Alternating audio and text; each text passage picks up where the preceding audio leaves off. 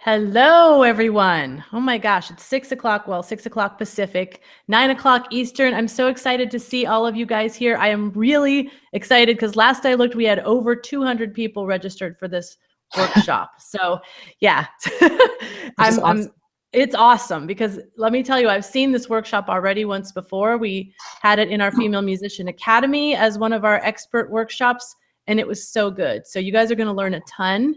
And, before we get into the meat of this, I'm going to let Michelle introduce herself, but I just want to say that I've been so impressed with her over the years. I've probably been playing her music for at least 4 years on Women of Substance, been watching what she's been doing with licensing and seeing how many placements she's gotten, and now seeing how she's combined that with her ability to teach other people how to execute things. So I know you guys are going to learn a lot. About the chat. So the chat, we have a Disqus chat. If you are not a member of Disqus already, which some of you probably are if you've been on other chats, but you should be able to click the Facebook or the Twitter button down there. And if you're already logged into one of those, it should let you in. It was really easy for me to get in the other day just by using the Facebook button. So try that. It may make you get an email and log in that way, but hopefully you can just log directly in. Please put any comments or questions in the chat. I will be monitoring the chat. I'm so happy to not have to be doing both, giving the webinar and monitoring the chat today. So I feel like I'm just in seventh heaven here, just hanging out, talking with you guys. So, listen to what Michelle has to say. If questions come up, put them in the chat. I'll keep track of them for the end. If something is a really burning question I think really needs to be asked, I'll jump in, but otherwise I'm going to let her present to you guys today, and we will have plenty of time for questions at the end. So you can put them in along the way or save them to the end, but sometimes you might forget. So stick them in when they come up. So I'm going to go ahead and shut off my camera and my sound here and let Michelle take over. Okay, hi everybody, I'm Michelle, and I just wanted to say hi, and I'm really excited that you guys decided to sign up for the workshop. I'm really excited to share everything that I've learned over the past 5 years about music licensing and some of my successes. Okay, wait, I'm going to interject one thing because Yes. I got so excited. I forgot to make sure that everyone can see and hear us. So it's always really good because if they can't, it really sucks. So yes, let's find out. Yeah, let's find out. If you guys can hear us, please let me know in the chat. I'm going to type it in here. Can you hear and see us? Because it's worth taking this time, because if they can't, it's a big bummer. And actually, I'm going to check this myself right now, just because I want to make sure. Let's see. Yes, I see you right there. Here. So we're not going to have double sound here. There we go. All right, let's see. It's funny because I'm kind of watching this out of the corner of my eye, and it's like slightly delayed, so I see my movements after, so I have to like not look at. Yeah, no, don't. Yeah, it's like 30 seconds delayed. All right, now I'm going to mute myself and on. Okay. All right, so anyway, like I was saying, I'm super excited to be here and to share everything that I've learned over the past 5 years with you guys. And I'm going to share my screen, and we're going to go through some slides. I'll stop and see if there are questions in the chat. So please feel free to type those in, and Bree will be monitoring those. And so let's get started. Let's see here. Okay. I need to pull up my PowerPoint. All right, here we go. So tonight's topic, how to make money licensing music. So who am I? Some of you know me, some of you don't. And I was a trained biologist. Now, I did like music since I was a kid, but I really didn't know, other than taking piano lessons and singing in some high school plays, what to really do about it. So I studied biology and went into science, and then I went to the professional world and became a certified instructional designer, and trained a lot of customers on our products and the science behind them for biotech companies. And then during that time, I kind of discovered the whole music thing again and got into it, and almost 3 years ago, I got laid off from my job after being in that field for 20 some years and decided to pursue music full time. I was mostly writing for myself, like most of us do as artists, and I was also writing country music and working with some people in Nashville. And then in 2009, either somebody told me about Taxi or I got a mailing, I forget what, and I went ahead and attended their rally in 2009, and just this whole new world opened up for me about songwriting and writing for film and TV. And I kind of officially, my time to start writing for film and TV was right around that 2011, 2012 timeframe, once I started to see there's this whole songwriting world, and then there's this whole songwriting world of film and TV I didn't even know about. So I was really, really excited to get started doing that. So since then, I've got about 170 vocal songs in my catalog, and I'm writing more every day, and it's been really, really awesome. These are just some of the placements that I've had in Rain, Longmire, ABC Family shows, USA Network, Benched, some stuff on the Lifetime channel, and there's the longer list, and it gets longer every time I get a BMI statement from my PRO, which is awesome. So I plan to keep adding to that list over and over again. And now, also in addition to that, because I just have this need to train and to lead, it's like part of who I am. So I decided, why not design some workshops to help teach people what I've learned? Because a lot of people ask me how I do this, how I've gotten to where I've gotten, not just in life, but in music licensing. So I've held some in-person workshops. I'm going to be speaking at a seminar in April. And these have really, really been successful, and people have really gotten a lot of feedback. A lot of education, and given me a lot of good feedback. And I think some of the videos and testimonials are in the sign-up page. If not, you can find them on my website, which is, well, michelleaki.com, if you want to know more. And I'm super excited not only to do this tonight for you guys, but I have an 8-week-long workshop coming up in March, which I'm really, really excited about and working hard about. And we'll tell you about that later. I want to get you guys to the good stuff here. Not that this isn't good stuff. This is obviously good stuff. Okay, so what can film and TV do for you? Well, one thing, we know that film and TV, they need our songs to provide depth and emotion to a scene. If you haven't started paying attention to this yet, and and I didn't for a while, I was just watching the show, right? If you start listening to them, you're going to hear all this music. I mean, obviously in commercials, that's obvious, but in scenes in general, and it really starts to enhance the scene and the emotion that's going on. And the other thing too is music fans are turning to film and TV to discover new songs and artists.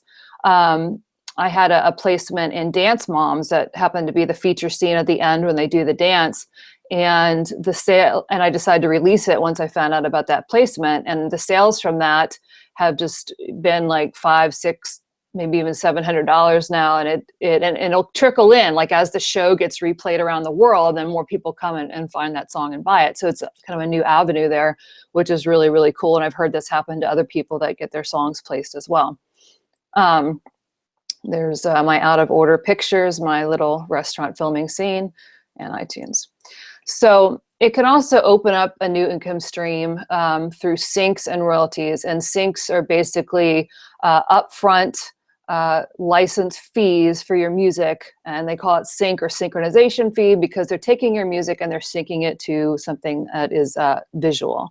And those rates can vary depending on the company and the show. And then you get the back end royalties from your PRO. So once you get that ball rolling, you can start to have a continuous stream of funds coming in.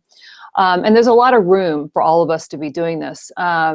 Maybe about 8 million songs are needed in a 6-month period. And that's songs and instrumentals as well. And I got that statistic from Robin Frederick's Shortcuts to Songwriting for Film and TV book. So there's a lot of music that film and TV needs from us, from you. So how are songs used? Theme songs are the big one. I mean, we know and hear theme songs all the time. A montage. So sometimes you'll have an opening montage scene where the characters are doing something, or there's some really, dreadful thinking going on, thinking scenes, I call them. And there's just some awesome, just maybe guitar vocal that comes on and really just, you can really feel what the characters are feeling, and it really enhances that scene. It can also happen in the middle as well.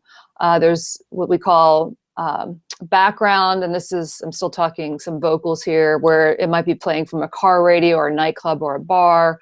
There's also background instrumentals that are used under a scene, which is called the underscore there, which can also create emotional impact.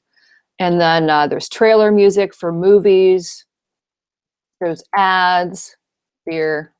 Gaming is another one. I think a lot of gaming, they get people to actually compose for their video games, but there are also kind of scenes in between where they might use some library music. There's micro licensing, like YouTube and social media. You have royalty free, where people are buying your songs for business to business. Web-based videos or birthdays. I've had somebody buy one of my songs to use for their kid's birthday movie, to a business-to-business private license that has brought in quite a bit of income. And there's also retail background music. So there are networks that will take music and license them out to various stores. So when you're grocery shopping, you might hear a song or two, and I'm not just talking about Muzak per se, but actual vocal songs that you kind of sound like they're radio songs. That's another stream as well. Okay, this is where I'm going to unplug my headset, and I'm just going to escape the screen here. I just want to show you one type of placement that I had, and then I've asked Bree to paste this playlist link, if you still have it, into YouTube. You can just copy that and save it later, but it has a list, some of my placements, but then examples of placements from some TV shows and examples of songs that have been used in scenes. So I think this is going to get freaky for just a second while I escape out of here. So, or not, maybe it won't get freaky. All right, let me do this again. All right, give me 1 second. Okay. Share. All right, I'm going to do the entire screen, and I'm just trying to get to one of these clips. Okay. And you can let me know if you can't hear it. But this is my placement in Rain, and I'm going to kind of give you an idea of what the royalties were from that in just 1 second here. Oops. Let me know if you can hear that. Cool.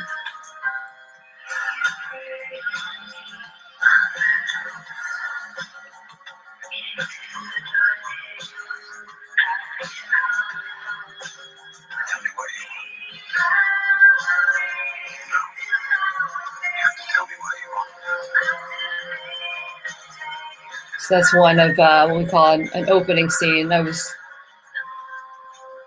really super excited to see that. It was like one of my first vocal placements you could really hear. It was pretty cool. And then I'm going to show you one more. This is a scene from Sons of Anarchy, and it's like a beginning opening montage. I just absolutely love this song. You can see it's very minimal, and it's music structure too.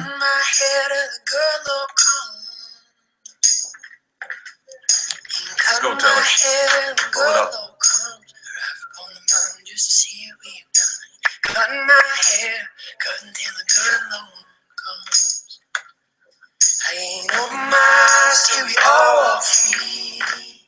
Very simple arrangement there, which is so cool. But you can see how that song kind of, it's the longing of the characters and what's going on in that story.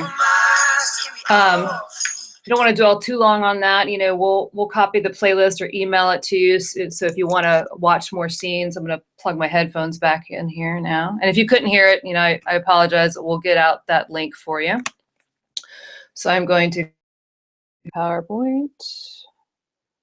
All right. Should be up in a second. Just I know there's a 30-second delay on here, but the music can be used in so many different ways And we'll talk a little bit about arrangement, but can be such like a simple arrangement to something that has a lot of instruments in it and really designed to go flow with the scene. And especially if you're scoring music for instrumental music, you kind of got to want to score that to the individual scene, or at least start to understand what emotions that we're dealing with here. So the types of songs that usually work best, I find, and you'll hear this in commercials a lot, happy, upbeat, feel good is always good. Also the sad, emotional, the distraught kind of songs that bring out that really just terrible feeling that you might get. And I'm really good at writing those, actually. A lot of stuff happened in my life when I draw from those experiences when I write. And it's really super cool because I have a publisher that he's like, are you working on anything sad lately? And I'm like, well, yes, always, usually. But I've done the happy, upbeat ones have done really well too. And then you'll hear a lot of indie, anything indie and alternative when it comes to those kind of vocal songs. Okay, some common themes, and this is what I do is I'll start writing to themes. And what I mean by fear or loneliness and despair, or family and friends. Why don't you take a second in the chat and just kind of, what else do you think would work as a common theme to start thinking about to write to? Something that's you've seen on film and TV, or something that you already know. You guys can just start typing those in the chat. I know we're like 30 seconds delayed, so I'm just going to look over for a second and take a drink of water. Yep. It's always good for a water break when there's a 30-second delay.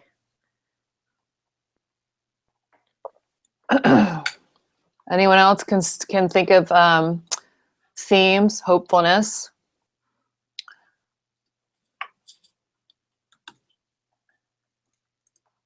Loss. Yeah, that's good. Loss is a big one. Yeah.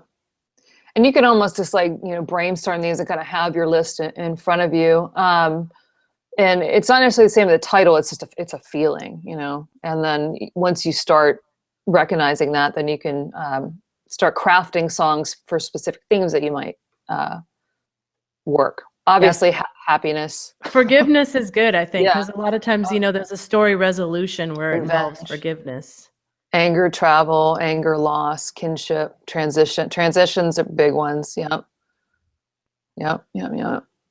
Coming of age is another one too. There's always empowerment. That's great. Yeah, totally. All right, good job. So let's talk about avenues for licensing music, which I call, pitching. So we have our music libraries, and these can range from, the big boys that have hundreds of thousands of songs to smaller libraries that are more targeted and specific in their pitches. And that can also mean like a range of royalties that come in. And almost anyone with a decent music and they start crafting it for film and TV can research the music libraries and start pitching to them to see if your music can get in there. Of course, wanting to make sure that you craft your music appropriately is really important. We're going to talk about that.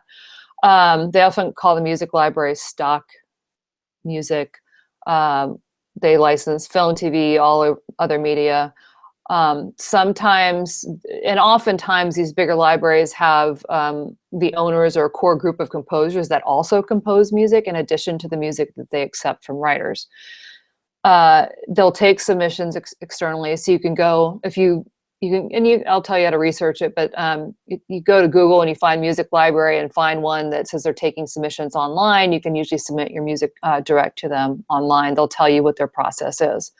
They're often very large, which may not be an advantage necessarily, because now you're competing against hundreds of thousands of tracks for your track. So the idea is to get as much music into as many places as possible. And so you have, or will be on the rotation for, if somebody goes in and they're searching for, I need this happy, uplifting, feel-good song with a ukulele. Well, a bazillion songs like that are probably going to show up. And if you've got 10 or 20 in there, you probably have a better chance of getting it licensed than others.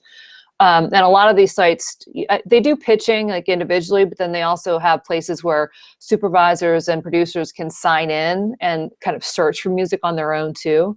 But it's, it is competitive when you get into the arena of having large amounts of music in a library that you're competing with. Then there's what I call the music publisher, or maybe the boutique library or the boutique publisher. These are like a music library, but and they are considered a library in a way, but they're more personal, often called boutique. And then usually they have a smaller catalog and a smaller staff, and they'll go for some higher bar placements, but that's not always true. I mean, these bigger libraries will get good placements as well. I've known friends in big libraries have gotten like music in Kmart commercials and that kind of thing, and gotten good money from that. So it depends, but the reason I like sometimes like the smaller music publisher is because you can start to develop a personal relationship with them. And I have one publisher. I mean, most of the ones I'm with, I know them. I've met them at conferences, and one in particular I talk to on the phone a lot, and he's now requests music from me, and we have a conversation about music and about life, and it's nice because you know that they're working for your music. They know who you are, they know your strengths, they know who they can go to for your style of music, and they're gonna be pitching that for you because they're like, hey, this song, Michelle would have a bunch of that. Let me call her and see if she can do something like that. So I have somebody asking if what you're discussing right now are things that you would find on like BroadJam, or is this like hitlicense.com? Is that similar to what you're talking about, or is that a different area altogether? The hit licenses and the BroadJams, those are avenues to pitch your music to places like this. You can't sign your music to places like this through those avenues. But we'll talk about pay to pitch in some upcoming slides. These music publishers are the people that actually handle your music. You sign a contract with them, signing over your music to them, and we'll talk about the types of deals, and then they pitch your music specifically to the film and TV shows. Places like BroadJam and Hit License, they might have listings that, music publisher is looking for this type of music. Then you pay to pitch that song, and that song gets sent to the publisher, but that doesn't mean it's a contract. Music supervisors also advertise on those sites too. But I'll give you my whole spiel about pay to pitch and some upcoming slides here, because I've had a lot of success with it, and I know some people think it's taboo, and so I'll give you my whole story on that coming up. Okay, other places to pitch, there's your ad agencies, the big commercial agencies. They're creating and managing ads for products. They have creatives that work for them that find music for ads. And then you have music supervisors and supervision companies. And the music supervisor's responsibility is obviously to combine music to their visual media, to their scene, to their show that they're working on, and they're often responsible for an individual show. And then you can, with music supervisors, you can find who they are through places like IMDb, which is Internet Movie Database, I think is what it's called. And acronyms everywhere, IMDb. And you can search for show, and it'll list like who's directing the show, list the music supervisor. And if you get a subscription to IMDb, then you can get contact information. But the idea of pitching to the music supervisor, you really need to make sure you're making a specific pitch, not just sending them random music and asking them, hey, do you think this could work for your show? You want to be like, I have this song, it's in this style, I think it would work for this show in this type of scene. So you want to make sure you're doing kind of all the work for them, which is essentially what the publisher does, right? The publishers and the music libraries get this information in from the supervisors and talk to the supervisors and understand what the supervisors are looking for. And then the supervisors, then the publisher can send them the right music, which is why the publishers get some of the money, because they do a lot of work in going through this, because it is a lot of work to constantly, make all these connections and contacts. How are we doing on questions? Anything else before I move on?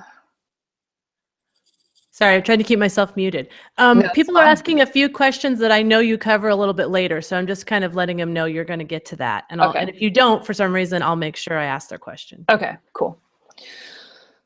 Okay, let's talk about pay to pitch. There's a lot of information that floats around the internet, and I actually meant to delete a slide, but oh well, I guess we'll go through it anyway. Because I don't want to get myself in trouble, but that don't believe in pay to pitch or think it's a scam. I will tell you that pay to pitch is how I got to where I am now in this business, because I used it in a strategic way. Once I kind of navigated my way through some of this, then I was able to see what was working and how to make things work. And so for those of you who don't know what pay to pitch is, people ask about, Broad Jam and Hit License and Taxi and Music X-Ray. And I think Sonic Bids, those are what we call it. They're kind of, in a way, sort of A&R companies, but it's not always. Taxi is more of an A&R because they try to get music to artists and that kind of thing, and help on the artist side too. Pay to pitch is you go to one of these sites, you see what we call a listing. Music production companies looking for positive acoustic-based female singer-songwriter songs in the style of, and they'll list a lot of artists, and then they'll describe a little bit more about what they're looking for. And then if you think you have a song that fits, then you pay $5 to send in your song.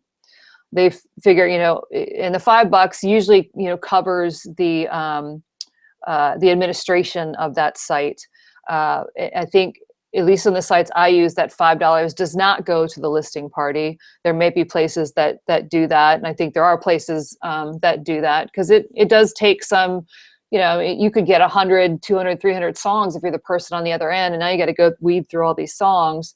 So you hope that somebody who's going to pay money to pitch is going to submit the appropriate song, but that's not always the case. Now, this works best. Let me just go through what you want to look at when you're looking for a good site to kind of, or a way to navigate your music. Actually, I'll back up and tell you my Taxi story really quick. So, I joined Taxi, and Taxi is in no way sponsoring me for this, nothing like this. It's what I experience, and I have gotten people to join Taxi, and it opens their eyes to everything and really changes their life. And I'm not kidding about that. So I went to they have a yearly rally, and if you're a Taxi member, the rally is free. Every member gets a guest pass. So anyone who's not a Taxi member can go with a Taxi member to the rally for free. I mean, you have to pay airfare and hotel, but it opened my eyes to, like I said, the world of songwriting. And then I started to submit to their listings. I didn't know anything about anything. I would read these listings and I would see love song. Oh, I have a love song. Here's a love song. It would send in the song. And with Taxi, they have screeners. And what the screeners do is they make sure the song actually does fit, and they'll either forward it on or they'll return it. And a lot of the times you'll get some feedback on why it was returned. Some people don't like that. They don't like the gatekeepers, but when Taxi has a lot of trusted publishers and sources that are trusting them to do this vetting for them. And at first I didn't listen to the feedback. At first I was like, oh, they don't know, this is my song. It's the best song ever. And we all like our songs and don't want to change them. But once I started listening to the feedback, and I changed my writing style a little bit, I changed, I was still learning all the singing and kind of navigating my way through what the best music was for me to do, and adjusted the style. Then I started to get forwards. And then I started to get, from those forwards, I started to get contacted by the publishers and the music libraries, and then I started to get songs signed. Well, once I got the song signed at the next year's rally, then I made an effort to go meet those publishers, because most of them go to the rally. And once I met them, Then we started to have direct contact, and I didn't have to start submitting anymore. I could have a conversation with the publisher and then start contacting them directly for songs to submit. And that's really how you want to use pay to pitch. You can start pitching your song, see if you get any traction, and then make relationships with these people at conferences, via phone calls or emails. And that's really the key. I mean, the music business really works by making relationships. And this can be a vehicle for you to get some songs somewhere, start making relationships and a way to network. And then once you start making that, those connections, you don't have to kind of rely on this. It's not like a blind thing anymore. Some of the sites, though, I think if you get a song sent on, you don't always find out who it is that they sent the song to, which, I can see that, because you don't want like a bunch of people then all of a sudden calling the publisher, why aren't you calling me back about my song and all that? And that's fine. I mean, that's just the way it is. But ideally, you want to make relationships in the end. Okay, I have to interject, yes, Michelle, because a couple of things. I don't know if you saw this, but Paige said that she made $5,000 off things she got through Taxi on a commercial from Norway. That's awesome. Yeah. That was really awesome. And I have to tell you that Carmen says this is the best webinar on music she's ever been to. So thank you. That's just some encouragement to keep giving awesome value. Yeah, and see, it's like it does work. It really does work. You have to use it in the right way. And there are people out there and publishers and supervisors and they don't, you shouldn't have to pay to submit your music. Yeah, but if you're somebody like when I started out and had no idea how to get into the business, this worked for me. There was a network of people that I could go to, and that's the other thing too. I'll just go through what you want to see. And somebody asked if I pitch whole songs. Yeah, you pitched the entire song. Or if you do instrumentals and they're asking for like an instrumental cue, then obviously you just send in like the 30 or 60-second cue. Okay, so pay to pitch. Ideally, you'd like cheap submission fees. You don't want to pay like $25, $30 every time you want to submit a song. So I usually only submit to places where it's maybe $5 or $6 to submit. Legitimate listings. How can you tell if something's legitimate? It's a little tricky. Ideally, you're going to talk to people in the industry or friends or connections and say, and it's really more than legitimate listings. It's more like, is this a legitimate site? And a good way to do that is through forums. Some forums really, really bash all these companies though. So be wary. There's always going to be haters out there. So just beware of the haters, I guess all I have to say about that. Taxi has a really great forum that's free. So, and that's what I did too, is I signed up for their forum, and there's so much information on there, and you start meeting people on the forum, and then you all of a sudden you're collaborating, and then you meet them at the Taxi rally, and then, just all this stuff starts to happen, which is really great. And then you also, let's see, don't freeze up. Okay. Well, that was supposed to be bullet pointing. Oh, well. Communication with successful members. Go to yearly conferences where you can network. Ideally, you want to get feedback from the places, like if they don't want to send your song on, well, why aren't they? Or you want to get feedback on your song from people in these forums. Taxi has a really great peer-to-peer review. And sometimes I'll be like, okay, I'm trying to write for this listing and I'm working on this song idea, but I don't know if it's going to work for this. What do you think? And everybody's good. Nobody's going to steal your song or your stuff. Sometimes we'll put in, copyright, the date, my name, please do not steal, smiley face, but nobody's done that. You want to make sure you get a timely response to listing submissions. A couple of these places, I think I still have like a song submitted to something and never heard like one way or the other what's going on with that. And you want to make sure the listings are very well crafted. And we'll look at a listing in a few more slides and kind of go through that to see what that's all about. Yeah, I just want to interject here. Being somebody that receives listings, I want to let you guys know that they have really cracked down on people that don't respond. So, like if you put a listing on hold, they are constantly reminding you, like Music X-Ray or BroadJam, any of those ones, they don't let you leave people hanging anymore because they know people were abusing it. Yeah. So they're really looking out for you guys.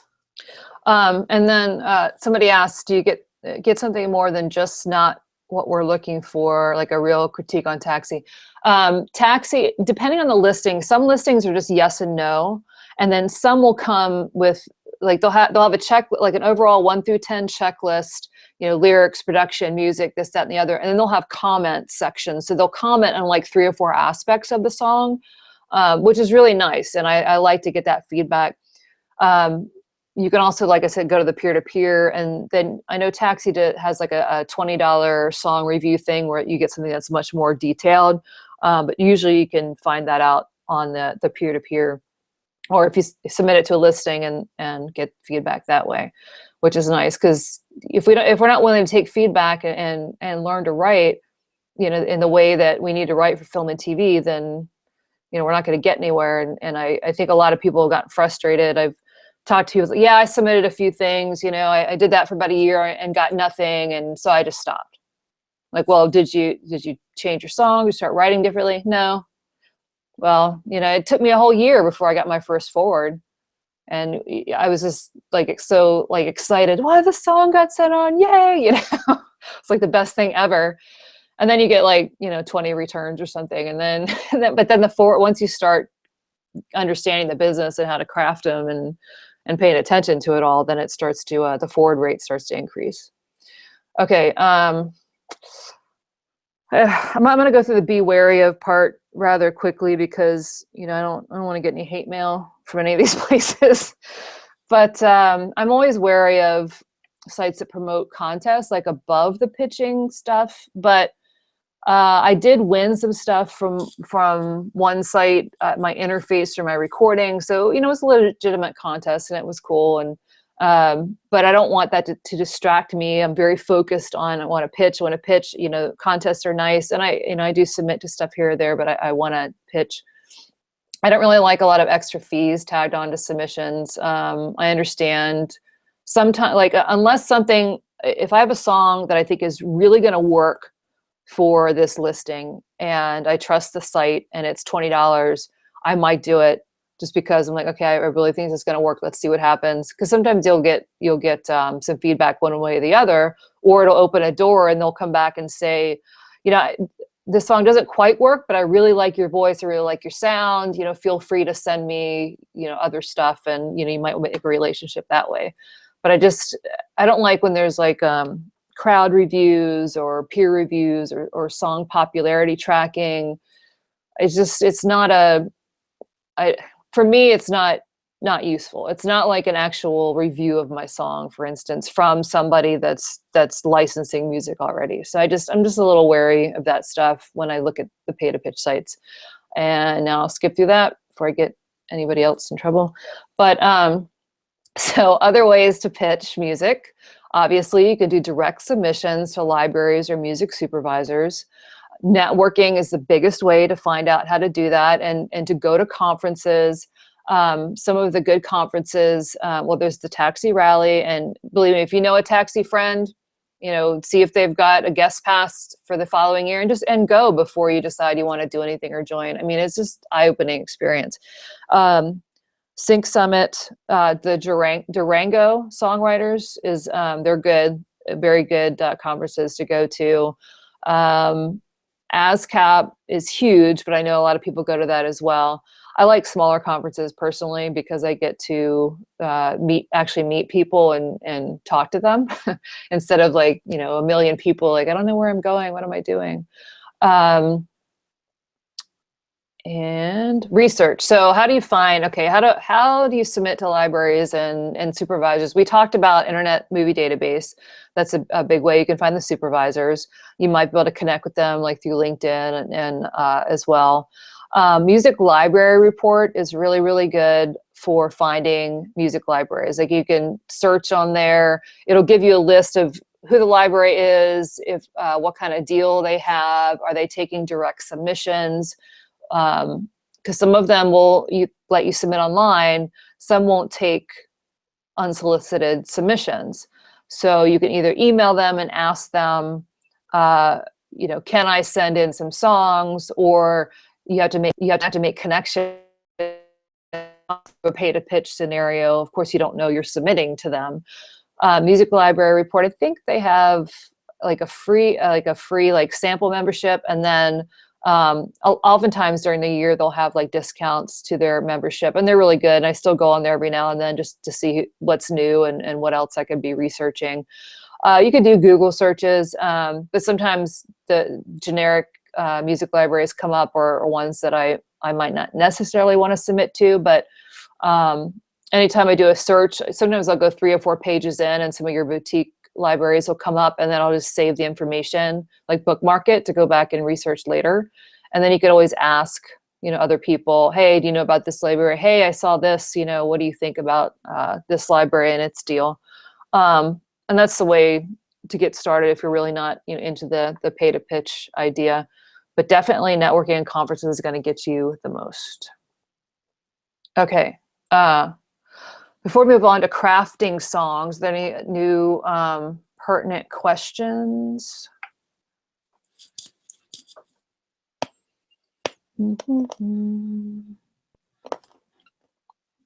Sorry, I'm chewing a mint. The only major one I see is people are asking about Go DIY, which actually I'm not familiar with. Are you familiar with that one? What's it called? Go DIY. I think it's a music library. Go DIY. No, I am not familiar with that, I don't think. I'll look it up though later and let you know. Cool. And I'll just tell you that the reason I'm not naming names and that kind of thing for music libraries and publishers, it's sometimes is a taboo thing to do, especially on a live kind of broadcast thing, because then if all those publishers start getting phone calls, and not that you guys would do that, but some people do, and they feel like they're being harassed, then that could get me in trouble. And it's more like if we had a one-on-one thing and I thought your music would work for something specific, then I could make an introduction. That's really kind of how it works, rather than just listing a bunch of libraries to try. Now, the other thing too is you can get some free lists online.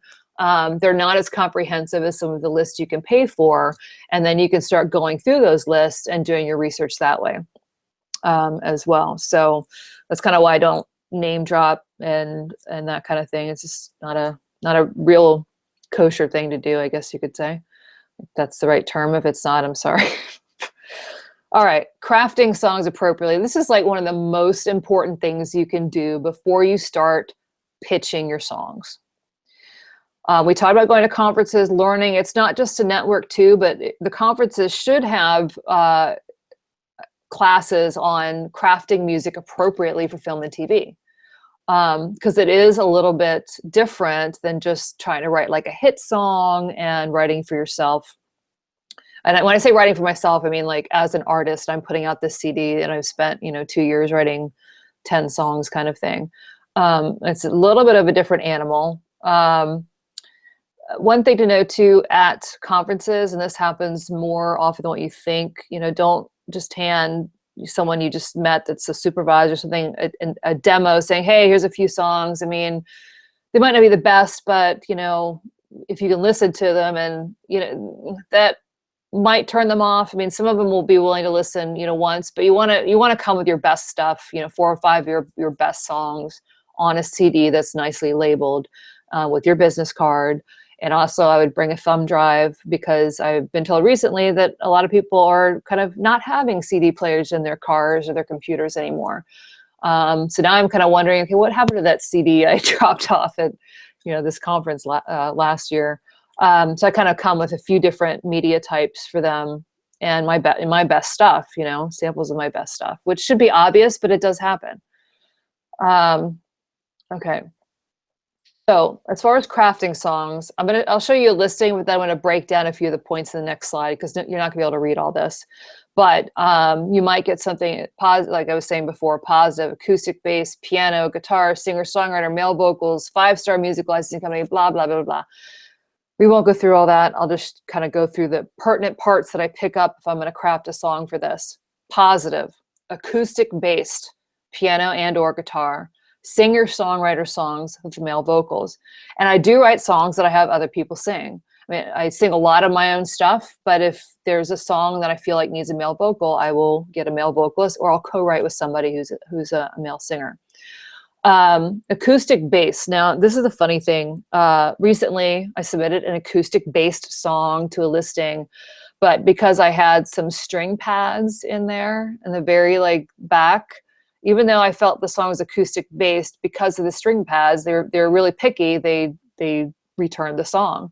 So now when it says acoustic bass, I put nothing in there, but was actually acoustic bass stuff, and not put, or make it, you could make it alternative mix. You know, if you wanted this fuller mix for something else, then you could pull out the other elements and submit it that way. Okay, here's another part of the listing. Please submit emotionally uplifting mid to up-tempo songs in the general stylistic wheelhouse of artists like Jason Mraz, Joshua Radin, Daniel Powter. And a lot of times the listings will give you specific links to YouTube with the song. So even though you kind of know, okay, these artists, if there are specific links there, then go and listen to that song. Get a feel for the style, what instruments are being used, what's the tempo like, what's the structure. But of course, the trick is to write the song in the stylistic wheelhouse. And I'm pointing at the screen, but let me actually do this. I'll put this stylistic, it's a great circle, stylistic wheelhouse of those artists. So we know we don't want to copyright or rip anybody off. But with all the lawsuits going around, you can't even almost sound too close to the music. So if they've got, you know, kind of a cool chord pattern going on, and you use the same chord pattern with a very similar riff and sing it in almost the exact same style, the publisher might not take it because it might be too close to the original, and they don't want a lawsuit. So it gets a little bit harder to capture the sound of that artist, and not get so close you're going to infringe on their song and, you know, be contacted by lawyers. It's really kind of an art to start to figure out how to do that appropriately. And the past couple of times, I'll tell you, I don't know what happened, but I was on assignment for a couple songs. I did 3 in the style, 1 they liked, and the other 2, you know, I didn't think they were that close, but apparently the verses were too close, and like the music and just my tone, that they didn't want to take the song. So we're actually going to rework the verses, which we can do. But I was like, dang it, you know, 'cause you try to get so close, and then sometimes you just get too close and you have to kind of back off and rework it. So I'm in that process now, which is kind of a struggle, because after you're finished with a song and you're like all happy with it, and then, you know, you get that feedback, you're like, oh, I really want to rework it. And I do, only because this is a publisher that gives me a lot of good placements. So I'm going to work on that. That's my new assignment for the next couple weeks. Okay, here's another part.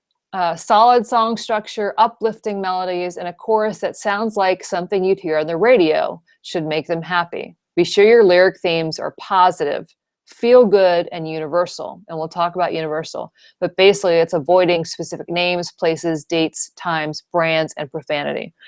So when you're reading these listings, don't do what I did, which was I just looked at this positive songs, you know, yes, I have a positive song. I have one with male vocals. I'm going to set it on. And, you know, you really kind of have to read it over and over, you know, making sure you see the emotionally uplifting, you see the song structure, the artist style, you're listening to the music on YouTube and kind of getting a feel for that whole thing.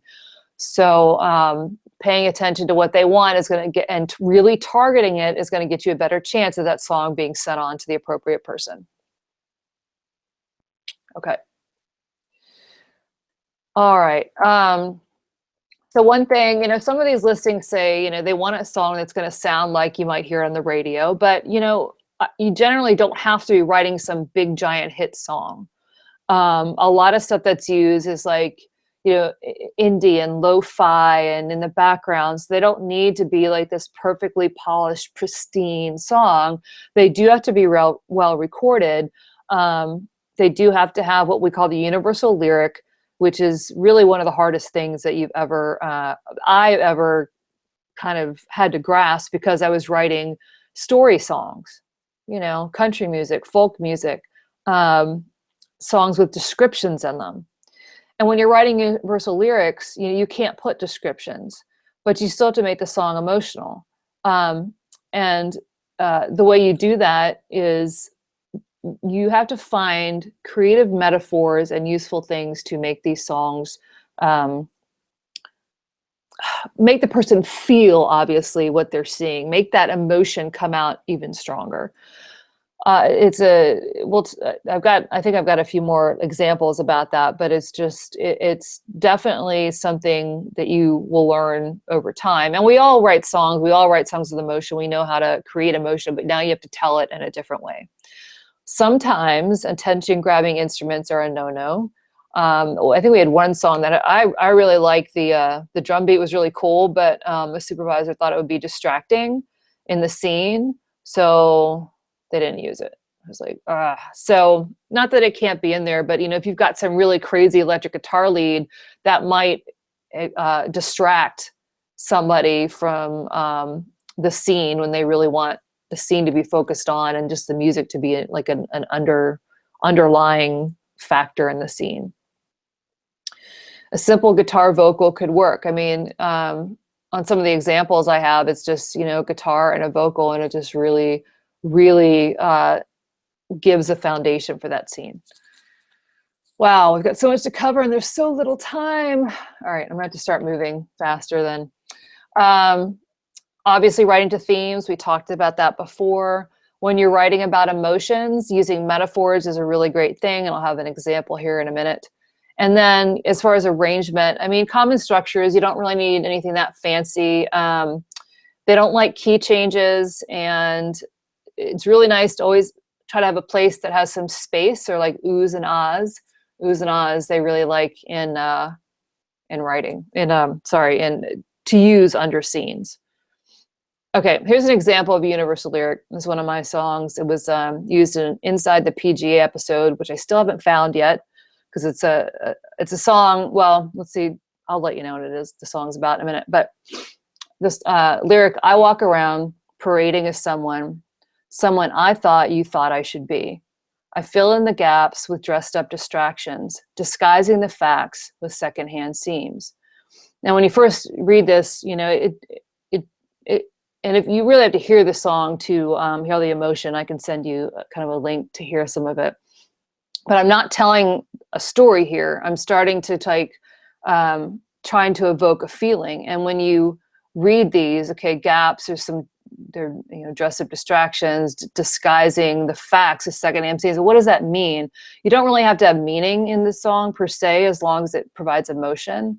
And when the chorus comes up, well, it's about a mask. My masquerade plays on, but I'm not fooling anyone.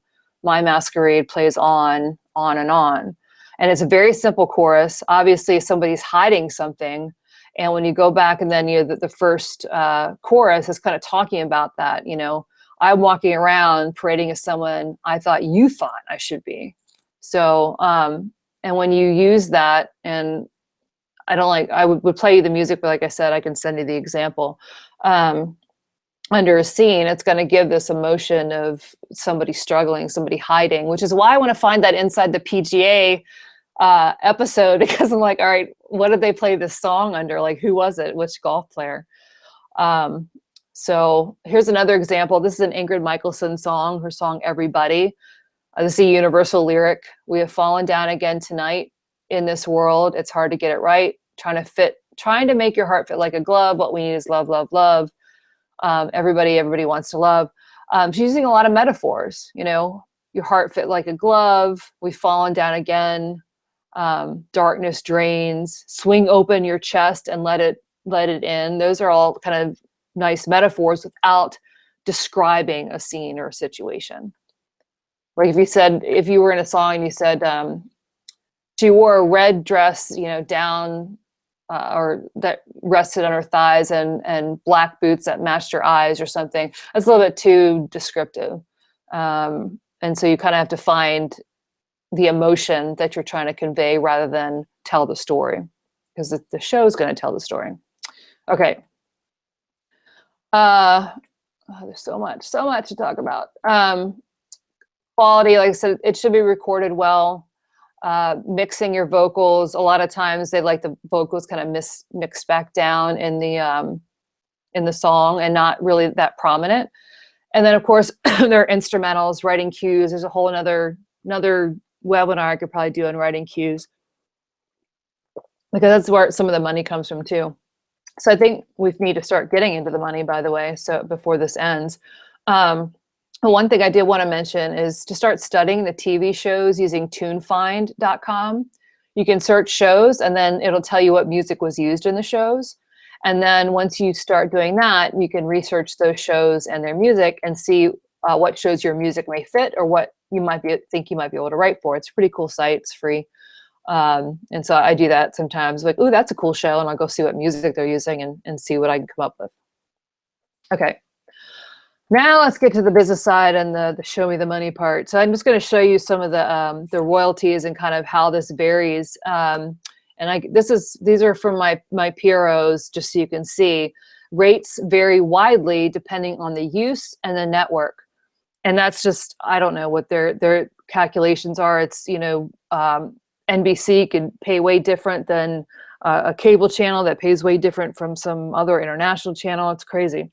But that rain placement I showed you earlier, I did get a nice upfront sync fee for that. And then the back end royalties are a little bit of a disappointment. Just so you get an idea of what we're looking at here. First, it's kind of the source, series, film. So CW, Rain, Count 80, I don't know what that means. Devour Me is the title, the episode, Fugitive, the work number, and then here's the use.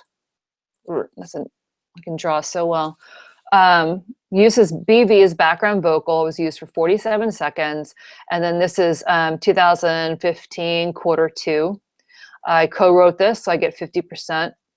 And then this is the payment for that use. Now, if this were used as a theme song or over a minute, it's called super usage, and you get a lot of extra money on the back end. So, and not that this is bad. This is, not a bad thing. I just, because it was kind of an opening scene, I was hoping for more. But really, once it gets to the 1 minute mark, that's when the super usage kind of comes in. But this will then, this is like the first royalty. This will re-air, so there'll be reruns, and then it will be broadcast on like other sister channels and that kind of thing. So that stuff will start coming in as well. Usually it's a little bit less when it gets to the other sister channels, but I'll take it. So the Dance Mom placement I was talking about, there was no upfront sync fee, but here's what's really cool. And let me get this little pen. Okay, I'm just gonna go straight to, okay. So it was in a couple episodes. So here's some like 7-second uses of it. And these are the royalties for those uses there. And then for the big uses, when they used almost the entire song, there are a couple times it was used like 2 minutes and 54 seconds and 3 minutes and 22 seconds. So here's the initial royalty from all that. And then this is the super usage. And so this whole thing just from that one song, and this is before the reruns and all that stuff came in, those are the totals there. So that was kind of cool, obviously. And then just a couple more here. So there's a channel called Velocity. And, here's the one is a background vocal and one was a background instrumental. And 23 cents. Woohoo! And then I got to show, one of my goals is to get a song on the show Catfish. So, and it's a background instrumental, 21 seconds, and it paid, $23 on the 21 seconds. So, I mean, look at the difference. This was 34 seconds and it was like 17 cents. So it does vary widely. And there's just another one at the bottom, just a different example. We've got 13 seconds use, 14 seconds, and then 57 cents. But, it does add up over time, which, in the summary and stuff, I'll talk about that. You have to keep building your catalog and start to get placements. You'll get some with upfront sync fees. You'll get some with some back-end royalties. And you just kind of keep feeding the pipeline. But one thing to know is all these libraries and music publishers, they do take a split. So they're doing all the pitching, the networking, and the plugging with the supervisors of their shows. So they get what we call the publisher share.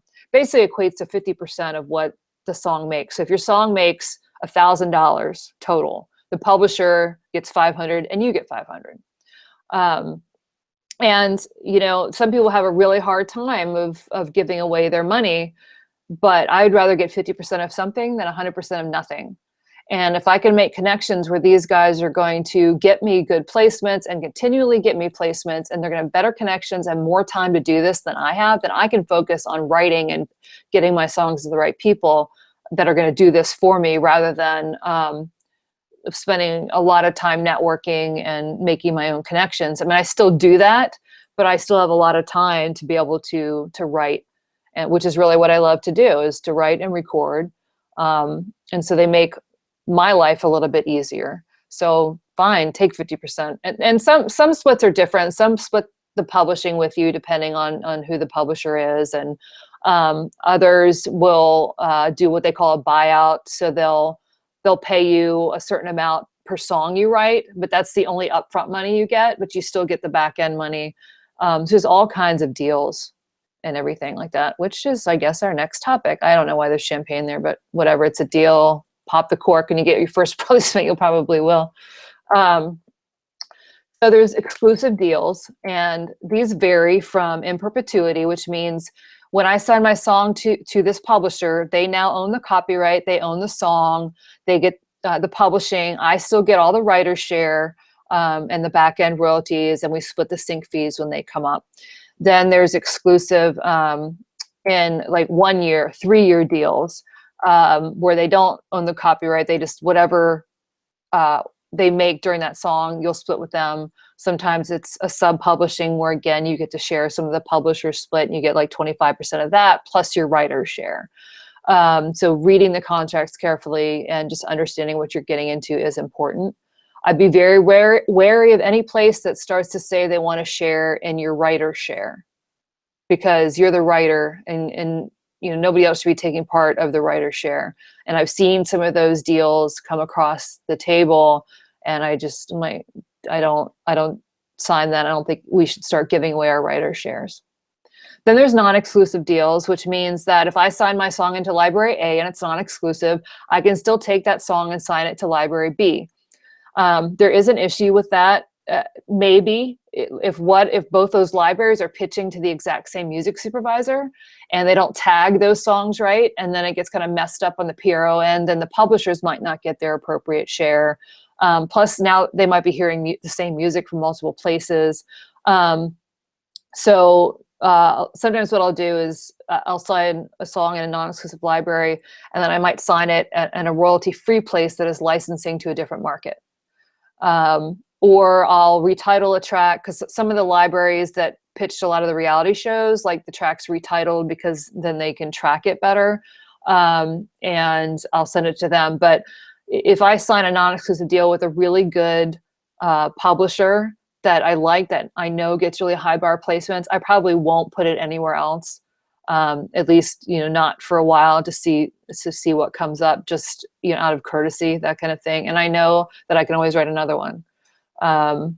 So if you're first starting out, I'd probably look more at the non-exclusive end first. We talked about the buyout. Now, royalty-free, RF royalty-free, and we talked about that, is the weddings and the birthdays and the business-to-business DVDs. That's a good source of income.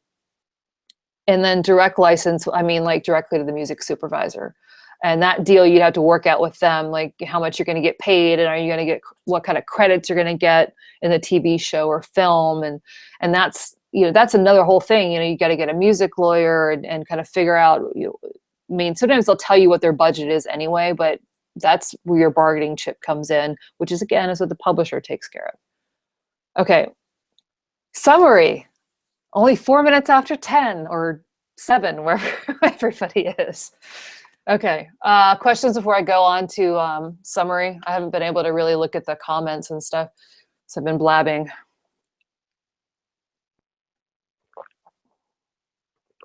Okay. Somebody just said, we just need to find someone to administer the metadata. Yeah, I know. No kidding. Yeah, it's one thing I haven't gotten to talk about here is metadata, but There's so much to cover. You can't possibly cover it all. I know. Are you going to go over kind of the breakdown of how you've been doing over the past few years? Is that coming up? 'Cause I Yeah, know you that's mentioned. coming up. Okay, great, because I Yep. think that's really helpful to know. Okay. Okay, so building an income. I mentioned that royalties, it's a song continuously earns money every time it airs, and it depends on the deal and network. These are just all the ways that you can make money. And again, it's going to vary by the show and the network and the use and everything that you're doing.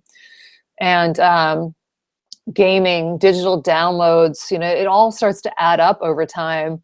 And licensing songs in many shows does make it pay off. Songs and instrumentals combined. It all adds up over time with my 3 little stars.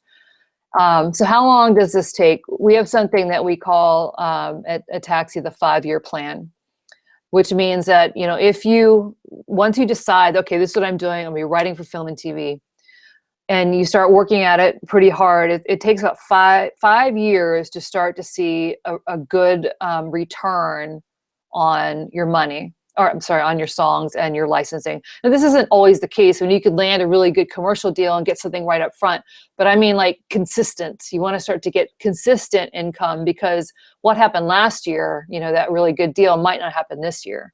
So it usually takes about that long. You need to build up your catalog. You need to learn to craft the songs appropriately, and start getting to about 80 songs / instrumentals and cues a year. It can take 9 months to see money from one placement. Like a lot of the placements I had this spring, I didn't see that income until September, and then I didn't see the royalties till this January. This January statement was for Q2 2015. So you have to keep feeding the pipeline. And the aim is about 80 songs, cues, instrumentals per year. If you're writing a bunch of cues, you can obviously do a lot more 30-second songs than you can do full, like 2-3-minute vocal songs. Okay, so where am I? Where am I? I am in Maryland. No, I'm kidding. Oh, I am in Maryland. But anyway, so my royalties from 2011 to 2016 went up 170 times, which I guess is like 17,000%. Not $17,000. They went up 170 times, which is really cool. Because I just went back and checked, because it's nice to see. It's nice to see a monetary progress. Then it's also nice to see your list of placements like increase. In the last couple of years, just from royalty-free placements, I've made about $10,000, and my income has doubled in the last couple of years, and I'm in that 5-figure mark now, and I want to continue that. Obviously, it'd be nice if that went up and up and up. Obviously, is the aim, right? But also, just so you can be comfortable and keep doing what you love to do. I don't make a lot of money from performing out as much. It's not. I like to perform out, but it's not as much my thing. But I really love to craft music and record music. So where can you be? And I'm going to say this: anywhere you want to be. Some people just want the satisfaction of having their song in film and TV. I mean, it's a nice feeling to do that. But you can be, $50 to $100,000. I mean, the people that are making, the 6 figures, they are doing a lot more instrumentals than just vocal songs. But, if you have good connections and have a vocal song that makes it in a big commercial, I mean, that could be your 100,000 right there. Or, if you're somebody who does a lot of instrumentals and cues, and you start feeding that pipeline, you can definitely make a 6-figure income doing that. I meant to mention earlier, and I don't know if this will change or not, but BMI does pay more for vocal songs than ASCAP does. And I've had some writers that have actually switched over because of that. Some people just want a couple placements, some, supplement your income. Maybe you just want some extra income for retirement. Maybe you want some extra income, to buy your kids some stuff every year, or just to save money. Or maybe you want this to be your part-time and your full-time job. Whatever you want it to be, you can do it. It's just that consistently crafting, networking, pitching, and then of course getting placements. And the placements will come and the money will follow. It just takes some time. And I'm about on my, I kind of call this my 3rd year, my 5-year plan. I started learning all about this in 2009, but I really didn't understand much of it until about 2012. And that's when I really started to understand what I was doing and getting the networking and the placements and meeting people, which is really cool. Okay. Commitment too, that little last word there, commitment to this, because it is a big commitment. Okay. So if you want to learn more, and I am so excited about all of this, obviously you want to learn before you pitch. You want to get a jump start on licensing. You want to be able to make sure that you're crafting songs appropriately, that you're networking, that you're understanding the contracts, that you're getting things done. And I wanted to share. I wish I could share every single thing that I know about this, but I can't do that in an hour, obviously, because we're already 10 minutes, over. I'm really excited that I'm crafting an 8-week in-depth online course. We're going to have online weekly sessions. We're going to have weekly exercises that we're going to be able to share with each other. I'm going to have interviews with and Q&A with industry experts such as Black Toast Music and Crucial Music, and some successful colleagues that do this for a living are going to be on. And it's going to be so great. And I've done this, like I said, I've done this live, like as a 6-hour workshop. And I just wish that we had more time. And I know the people attending it, because you imagine going through, all the 6 hours worth of stuff in a day. It's a lot to process. And I do a lot of hands-on exercises when I'm in the courses, and doing the live online. We're going to have a Facebook group. We're going to record everything. So if you can't attend the live sessions, we're going to have this as a self-paced access. So if you can't attend something live, you can watch it and still participate in the exercises. And since it's 8 weeks long, I think each session will be about an hour.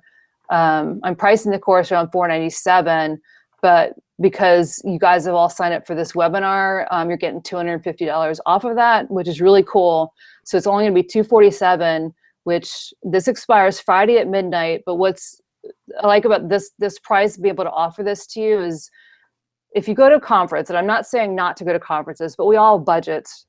If you can go to a conference already knowing like all this stuff, then you can focus on networking. I mean, that's your number one thing, is to network and to meet these people and start pitching your songs. And by the time you spend a conference fee plus your flight, plus your hotel, plus your food, I should have put beer in, there is beer in that picture, I think. It's a lot of money. I mean, I think I'm still paying off like one conference I went to in May. That was a pretty expensive conference. But it was worth it, just because I already knew so much and I was there solely to network. And it's an 8-week long course, and it's going to be so good. We're going to cover everything in detail, and we're going to have exercise and be able to talk to each other and partner and get feedback. And I'm just, because I had this training history, and I have this love to teach, and I have this love for music, I'm just really, really, really excited to have this course. Now there are going to be bonuses. So we've got, with the course, I'll give you a music catalog template. So it's going to help you with what we call metadata tagging. There'll be a music readiness checklist, a compiled course resource list. Bree is offering a 1-month membership to the Female Musician Academy, which is a $49 value. Sorry, guys. I know there are some guys on this call, but if you have a woman, musician friend or wife or girlfriend or whatever, this would be a great gift for them. Hint, hint, Valentine's Day.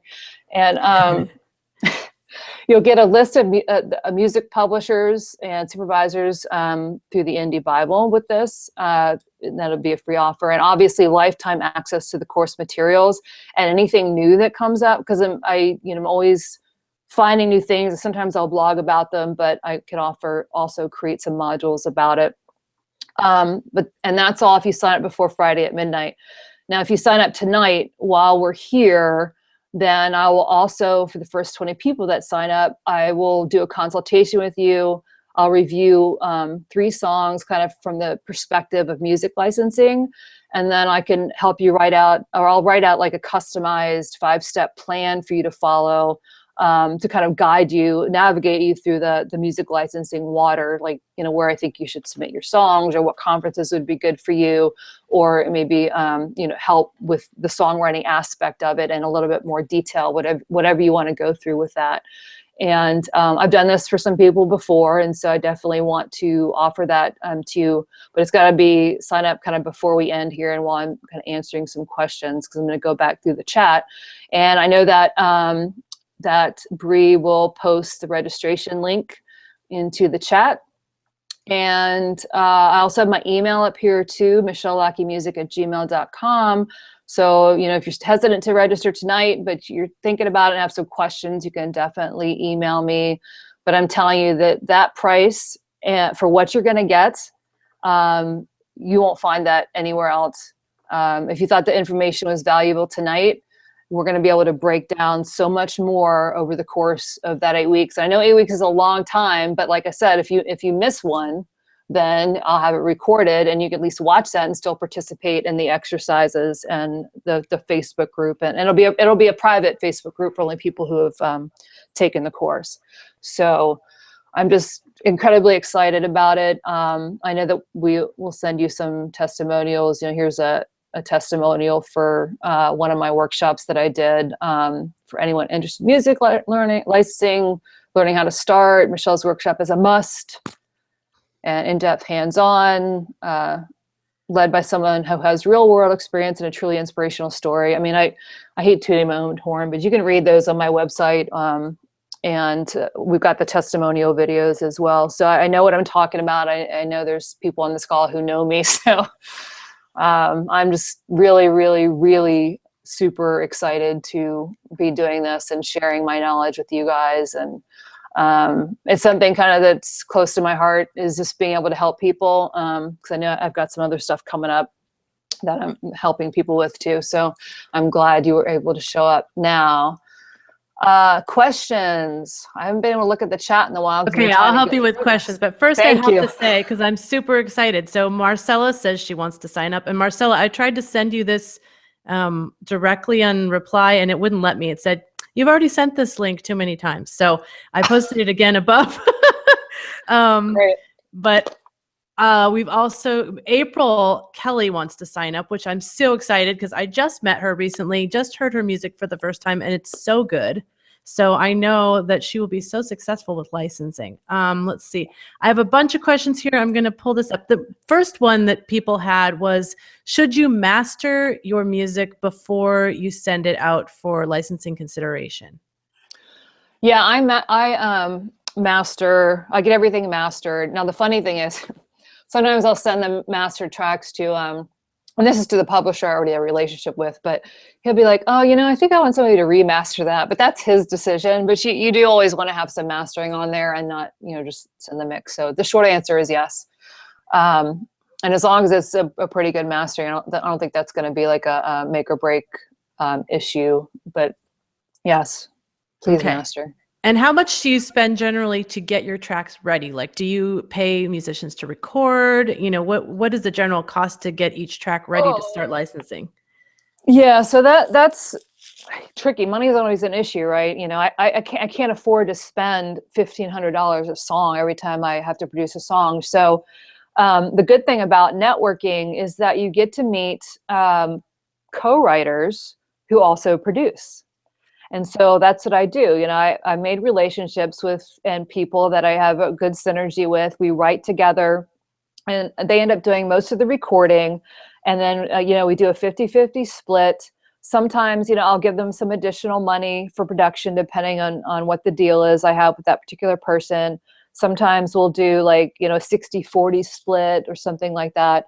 I've also learned to do some home recording myself. So I can do piano, guitar, ukulele, vocals with, some bass lines, and record my own vocals at home. I use Logic. In fact, is that on your website? She has a blog post about how she set up her home studio. Oh, yeah. On your website?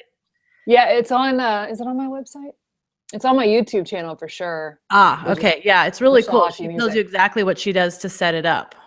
Yeah, and then I'm probably going to do another one to actually show my recording, like the Logic, and maybe just how to get started recording tracks. But yeah, to set up your studio, mine's in a bedroom upstairs, when the guy mows next door, I can't record. And of course that Yeah. always happens just about as soon as I get Absolutely. ready to record. Mine's in a room off the garage, and I have to turn off the heat when I'm recording because it's too loud. And but it works. Yeah, as long as you have some basic soundproofing and you're just wary of the sounds that are going on around you, you can make a pretty clean recording at home.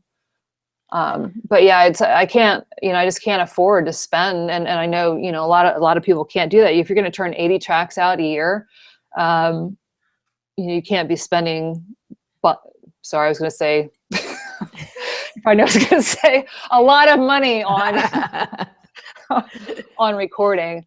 And if recording it's not that hard to learn. It's just, you have to spend some time learning it and getting used to it. But networking and co-writing is definitely the key when it comes to that. So yeah, and if you're not a vocalist and you need to find a vocalist, there's a lot of hungry vocalists out there. I certainly did my share of vocals for free in the early days for writers and stuff. And then I was hoping that I would get some notice from that. And a lot of times I did. So, it's a great symbiotic relationship. I got a lot of questions on here about publishing. So I wanted to try to, people are asking, like, if they give up their publishing rights to a music library, then what happens in other areas? Like if they get their song on the radio, do they still get all the full payment and, other things? So if you have, it depends on the deal you sign. So when you sign your song, you're not signing you.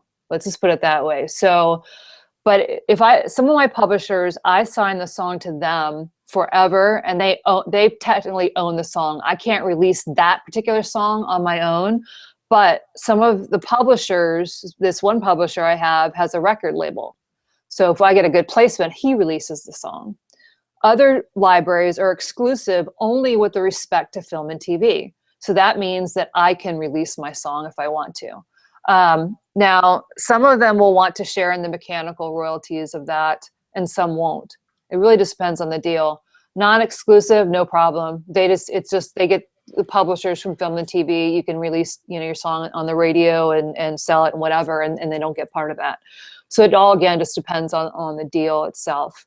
I have one exclusive deal. It's a sub-publishing deal that, I released the song on my album, and they don't take any of that share. So it all depends. What you don't want, because a lot of the traditional publishing deal, they're signing you, the artist, not necessarily your songs, and they own like a piece of all your songs. This is different when it's just publishing it as in respect to that particular song.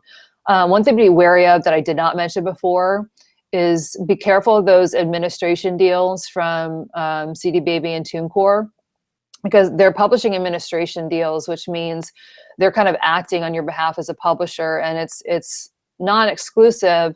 But if they list your song on ASCAP or BMI and they're listed as a publisher, you're not going to be able to sign that song to any other publisher, any non-exclusive deal, especially non-exclusive deal, because you can't have two publishers on the same song. Yeah, and there's so many that I see out there that says you must own your publishing in order to get this deal. Right. And so realized that when you signed with CD Baby and all that would count against you. Yeah. And it's kind of like a land grab in a way. There could be millions of people signing that deal, and I don't know how good they are in their return for, getting you license deals. I hate saying that like in a public forum, but it's yeah, true. no, I agree. Yeah. So someone asked, they turned down a deal because somebody wanted to take 100% of their publishing, and they're wondering if you think they did the wrong thing, if it could have been a really lucrative thing. So here's the tricky thing. So I say, overall what it means, they do. So publishers, I should have like a diagram. I used to have a diagram of this. So you've got your song pie. Just think of it as a pie, okay? If you own everything, let's say you're self-publishing, you own the publisher's half of that pie, and you owe the writer's half of that pie. So if you sign your song to a publisher, they own the publisher's half of that pie, you own the writer's half of that pie. Essentially, they own 100% of publishing, you own 100% of writing. which in the end comes down to a 50-50 split. So they're still owning 100% of the publishing, which you own all the writers. So that wasn't necessarily a bad deal. Like that's usually the typical deal is the publisher takes the publishing and the writer takes the writer's part. And that's just the way it ends up being most of the time. You might run into deals where they're only going to take 50% of the publishing. So that means you get 50% of the publishing, which ends up being 25% of the additional you're going to get from the song value. We go over more of that in the course because I know it's like a lot to understand. It's a lot to understand when you're how to register your songs and when to register them and all this. Yeah, I think I always think I could about talk all night. If they take more than half of your pie, we've got a problem, right? Because your songwriting credits should not be given away. Yeah, you don't want to give away your writing portion of it. So if they say, let's say they say they're going to take 100% of the publishing and then 25% of the writer share, no, I don't. You don't. Those are you want to be wary of. Okay, so I have a really good question here. Does the course cover a licensing contracts template for those of us who license directly to music supervisors?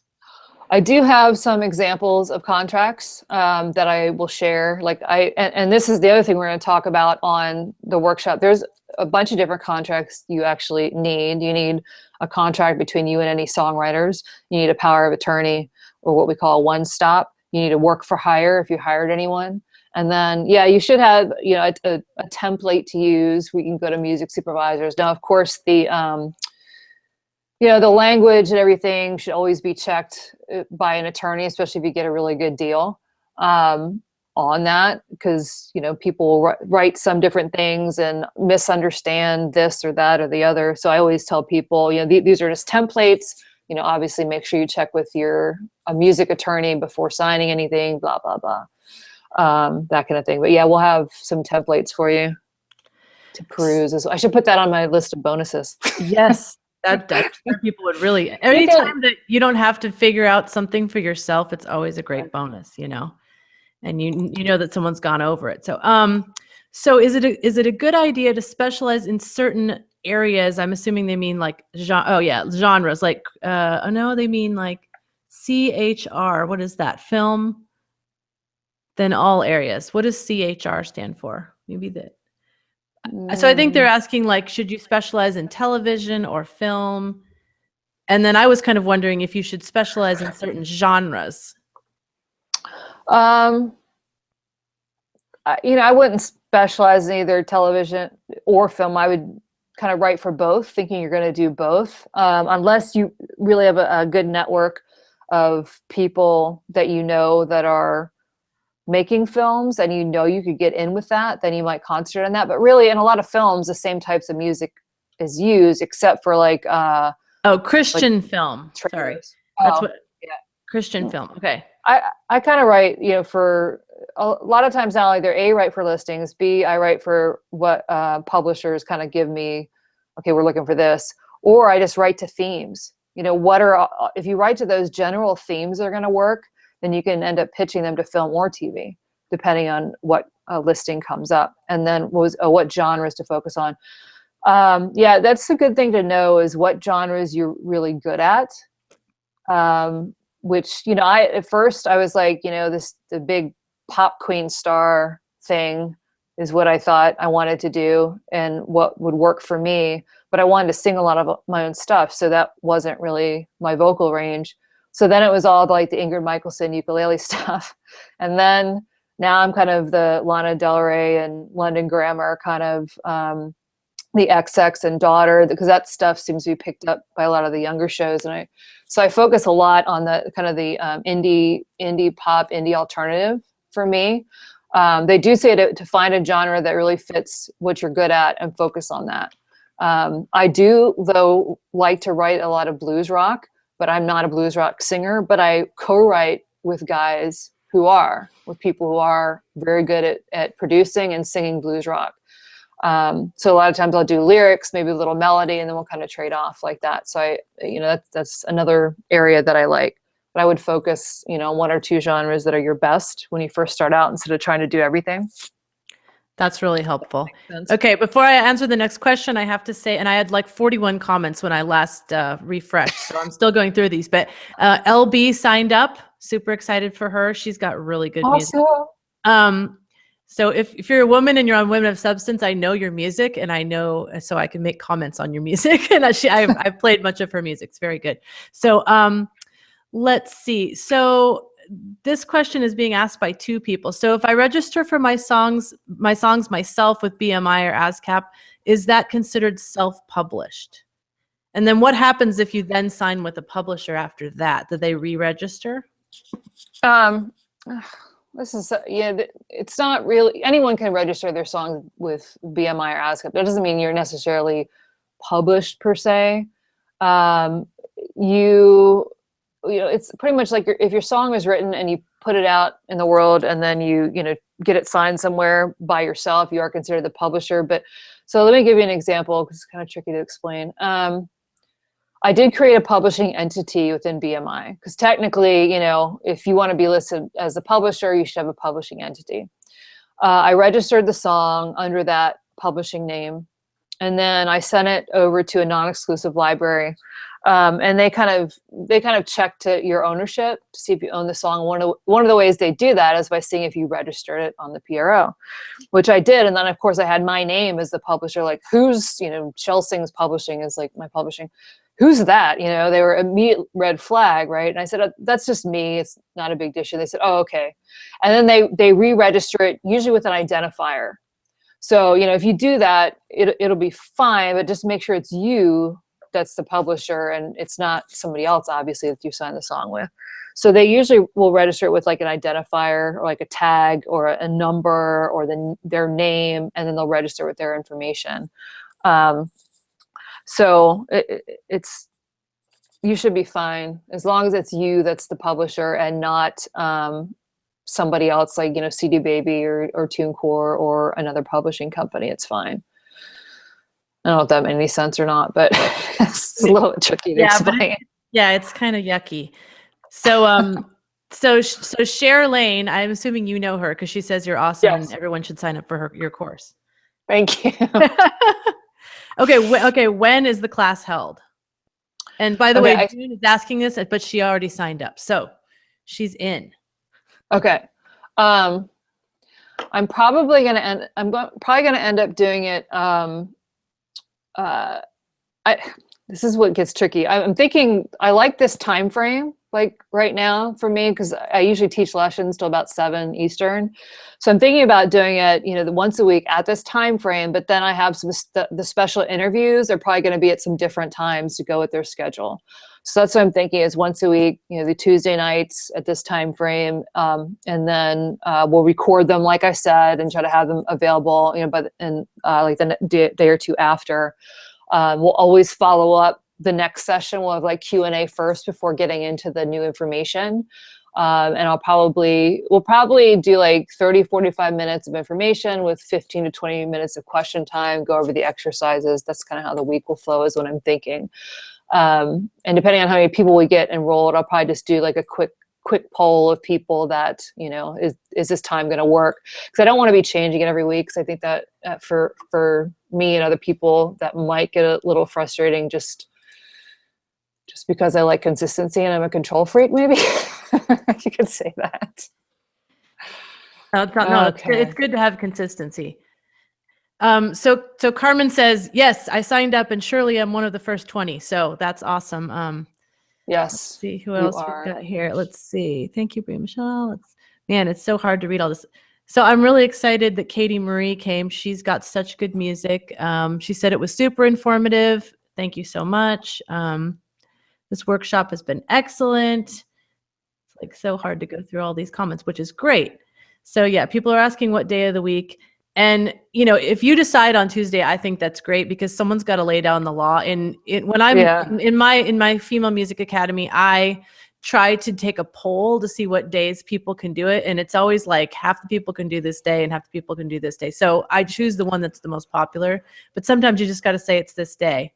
And, if you can't make it, then there's always the recordings and there's always the Facebook group where you can ask any questions, that you've got plenty of avenues to Michelle if you've got questions. And I'll probably have like an extra session or, every now and then just for just questions in general, like, hey, let's just have a chat on such and such a day or whatever, like that. Because I'm usually pretty good at doing that kind of stuff. I saw a question down here. Somebody asked, do you register with your PRO as soon as you're finished recording? And no, I do not register with my PRO as soon as I'm done, because I want to see what kind of home I'm going to find for that song. If I find a non-exclusive home for that song, then I'll go ahead and register it myself, just in case, I send it to a supervisor and the supervisor wants to license it or something like that. Because if you end up registering it and then you sign it to an exclusive deal, you can always change your registration, but it's like kind of a pain because the exclusive library has to register it and they don't give it an identifier, because they technically own the song for however long they own the song.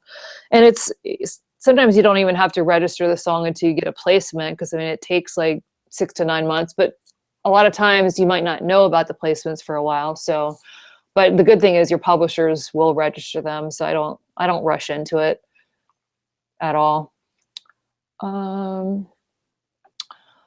So does everybody have the link that needs it? Because some people are saying they couldn't copy the link, and then make sure I've been posting the link that gives you the direct discount, because the course is usually $497. But since you guys hung out with us for so long tonight, I know it's been awesome. I wanted to give you guys a really great discount. I'm going to see if I can post it one more time in the chat. Yeah, I'll post it too. Got it.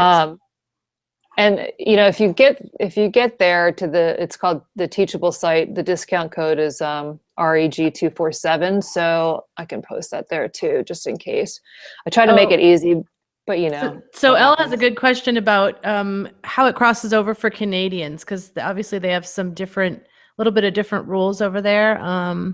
Does the info, let's see, cross over to Canada? Do you find that there's some different? I know there's some different rules about like radio and stuff there, but I don't know about licensing. Yeah, I know there's like more. You get more money for radio airplay. Licensing, I think, and I can check with there might be a few of my Canadian friends on here too, is similar. You get paid different things for different placements. And I have some songs in a Canadian library that just got me some placements with some upfront money. So I just got some Canadian dollars in my PayPal account recently. So I think it all depends on the show and the network. And I don't know if SOCAN has some different pay rates than BMI. They all seem fairly similar. I know that I saw one of my friends from Canada, Robbie. I don't know if Robbie's still in there. He might be able to comment. Yeah, he's been commenting a lot, but I'm not sure if he's still here. Okay, you better be saying good things. I'm just kidding. Oh, he said really good things about you. Like you'd be blushing. Yeah. It's Rob Spencer. Yeah. So I think it's all fairly similar. I know with like I said, the radio and stuff, they pay more than we don't get anything here in the US, which kind of sucks. Let's see. I'm pretty sure that all you guys are part of the first 20, because I've been watching how many people have been registering and we haven't hit 20 yet. So, count.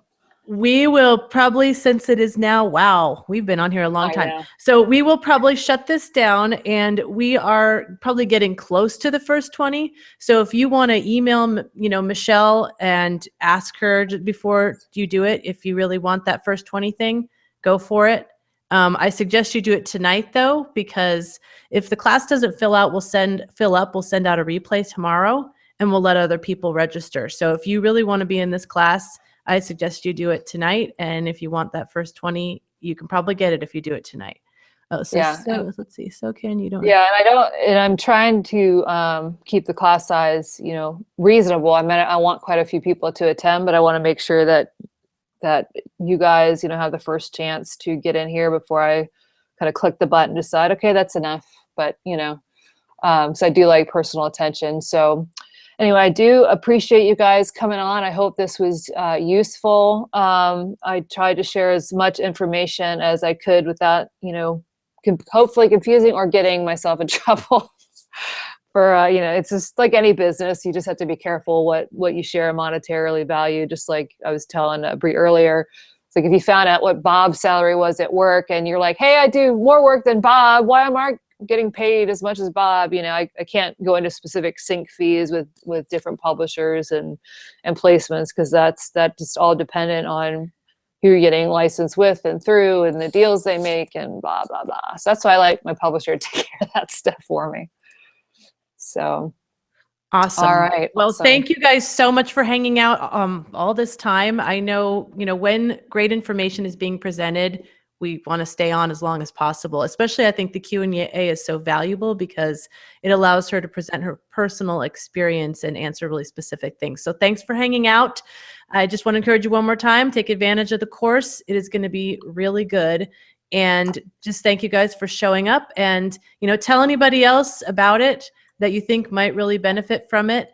And if you have any questions, just email Michelle directly.